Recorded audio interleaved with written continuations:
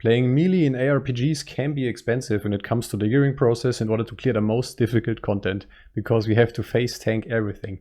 Therefore, I brewed up a powerful setup between viable and affordable, so I thought I'm going to share my new Endgame Void Knight build with you real quick. With that being said, let's get started. Using lunge as my movement skill does not require a target anymore. More about the gear section. Using Sigils of Hope. Remember when I had mana a second ago? That's the basic rotation. Pre-buffing for those sigils. Usually I have to pre-buff once and then I can just zoom.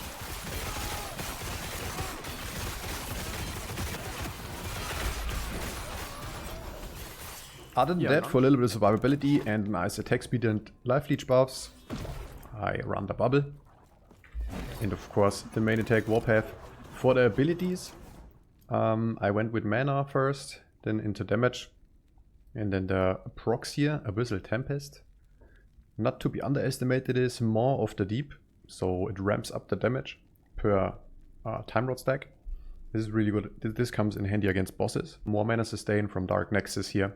The trick to get the mana back real quick after casting all those sigils, and also gaining buffs like global attack speed and so on from Volatile Reversal. Skilling those things. Having a little bit more cooldown on it. I can travel further back in time, therefore I will regain more mana. Then the reason to put points into the Paladin passive skill tree is this here. So it summons those sigils. It's just a buff indicated by this little 4 here. So thanks to the way I've set it up, I can have a max of 4. Last Wish here is a chance to get one, to refresh one on kill. Usually this deals fire damage. Going into here, so it's converted to void damage.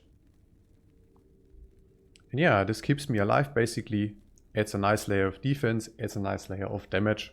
For even more tankiness, and I have almost 100% uptime of this.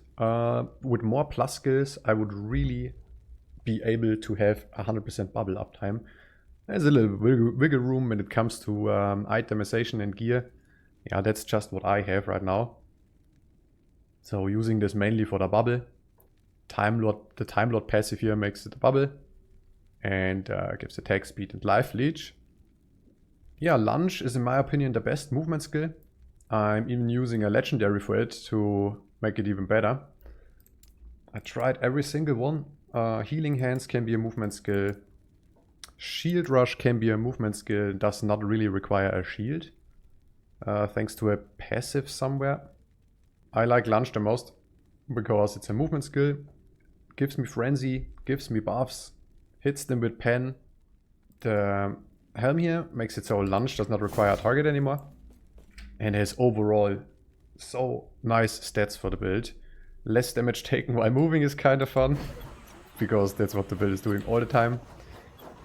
Crit strike avoidance is cool, so I can easily cap out on that by wearing this helm. And a massive 70% increased void damage. My weapon of choice here is a Path is More. Yeah, crazy weapon. Offers the most amount of damage out of all of them. Like, I'm not sure if I have every single possible good Warpath weapon, but I compared it to everything I found. And this is by far the best. To gain insane damage output, I'm using 2 Siphon of Anguish.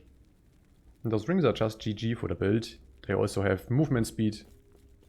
And my armor, this should say 4 to Warpath, but they are quite pricey when it comes to stats like in addition health and so on. It's the right base, it offers crit chance. But yeah, the more plus skills the better. Because, so I have 2 now, 2 to Warpath. If I would have 2 more on this armor, I could have more damage from Void Spiral.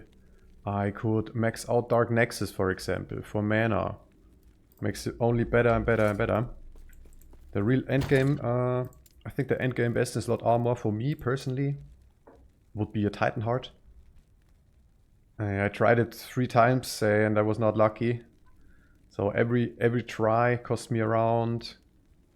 Usually I go with a 1 LP, so the chances are 1 in 4 to hit the Warpath skill. think one try cost me around 2 million gold. I have to buy the Titan Heart Legendary and a decent base. But yeah, imagine this with 4 to Warpath. GG, bro. Or even a 2 LP with 4 to Warpath and even more increased health in percent. So nice. But yeah, that's what I run for now. Belt, some resistances. I still have a mana regen roll. I like the stat damage while channeling. Some void damage comes in handy. Dark Stride boots. The thing with the legendary is most of them only are good with LP. My relic here, Anchor of Oblivion, another fairly pricey item. I think I spent around 100k gold on this, but it's absolutely worth it because all of a sudden I have 60% endurance, and endurance makes it so you don't get one-shotted easily, right? Even though you are capped, even though you have resistances and a huge life pool, endurance is nothing to sleep on, and therefore I run this relic. Also just flat void damage. Gloves, also a defensive piece.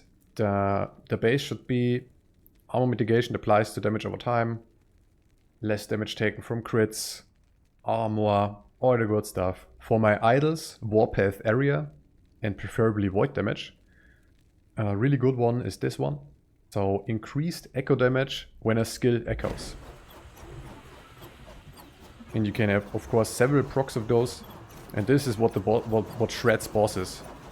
They really deal a lot of damage thanks to things like those idols right here. My blessings as of now, I went for void damage, I went for crit avoidance, and everything else says pretty much defense. I have a huge armor and percent roll here. And I like the XP blessing. So my new insane passive skill tree. The Sentinel class is the starting class, of course. Juggernaut, Fearless, and into Valiant Charge. Boom, then unlocking the Void Knight. So I maxed out World Eater, of course, for the Life Leech. Doom Knight for the Strength, most important stat for the build. I have a HEADSMAN passive here, so all of a sudden Warpath has a 10% kill threshold, and it adds decent amount of melee void damage. So I really like finality here. Eternal Form, more vitality, huge chunk to vitality, actually 20% in total. Echoing Strikes for the Echo Chance. Time Legion for the increased attack speed and the Time Rod chance. Here more Echo Chance, and this is a little safety net here. 1 and 2 Essence of the End.